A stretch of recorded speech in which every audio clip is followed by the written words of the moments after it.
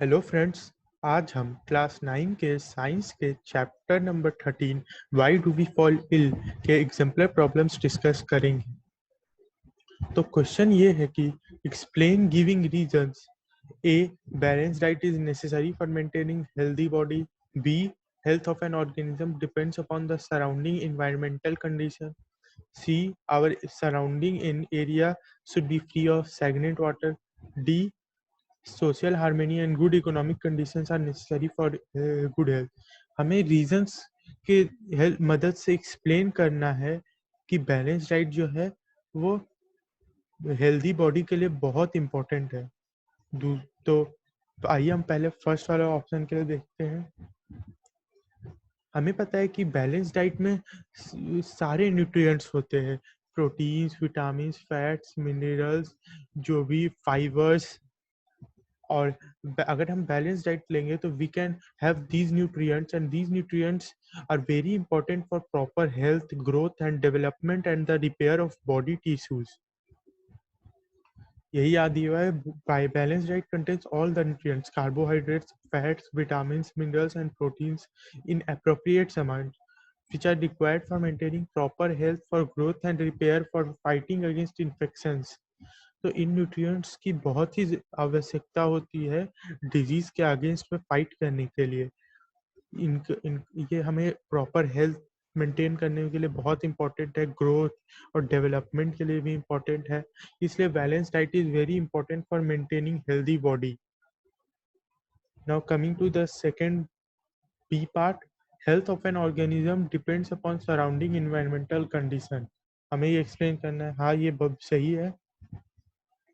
Health क्या होता है? हेल्थ क्या होता है? हेल्थ जो होता है, it is a state of complete well being.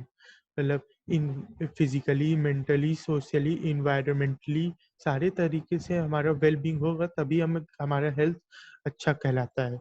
तो जब हमारा environment conditions healthy environment conditions है तभी हम हेल्दी रहेंगे। क्यों? सपोज हमारा इन्वायरमेंट हेल्दी नहीं है और हमारे सराउंडिंग्स एकदम गंदा है, एकदम साफ नहीं है और हर तरफ गार्बेज है और वाटर जमा हुआ है, तो फिर इसके द्वारा क्या होगा? तो ये जो गार्बेज और वाटर है, इसके थ्रू जो इन्फेक्शियस एजेंट्स है वो हमारे बॉडी के अंदर आ सकते हैं। फॉर एग्जांपल, फीमेल एनोफेलिस मॉस्किटो जो होता है वो जो है इन्फेक्टेड पर्सन से हेल्दी पर्सन में मलेरिया ट्रांसमिट कर सकता है। और ये मॉस्किटोज कहाँ रहते हैं? गार्बेज, स्टैग्नेंट वाटर, यही इनका ब्रीडिंग ग्राउंड रहता है। तो या फिर एड्स मॉस्किटो डेंगू स्प्रेड कर सकता है। दैट्स वाई ऑल्सो, अगर वाटर क्लीन नहीं है तो वी कैन हैव, अगर इन वाटर हमारे अराउंड का क्लीन नहीं है तो then and if we drink, अगर हम वो पानी पिए देन फिर हमें टाइफॉइड हो सकता है। So that's also important. So that is why health depends upon the surrounding environmental condition. C part is, our surrounding area should be free of stagnant water. हमारे आसपास का एरिया जो है वो जमे हुए पानी से फ्री होना चाहिए। ऐसा क्यों है? क्योंकि जो, आइए हम इसका देखते हैं। Stagnant water is a breeding ground for a large number of disease of causing organism.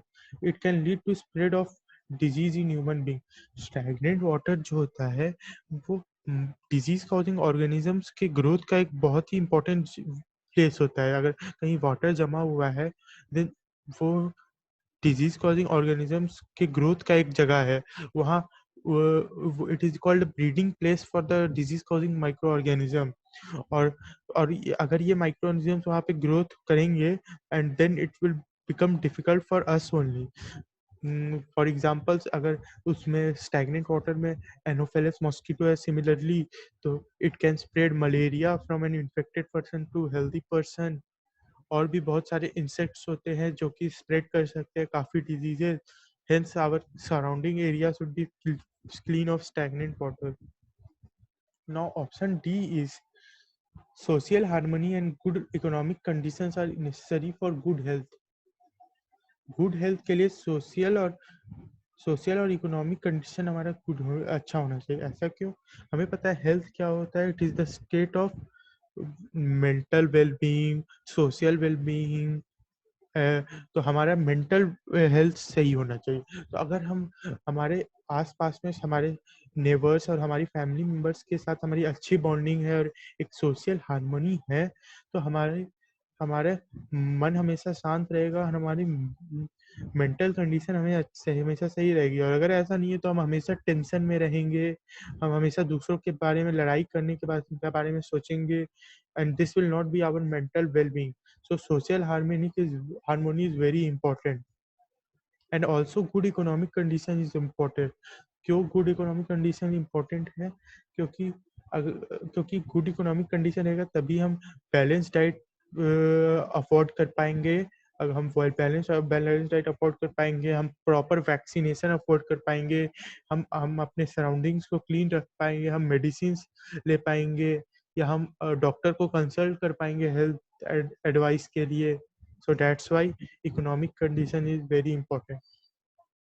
So that's it. Thank you.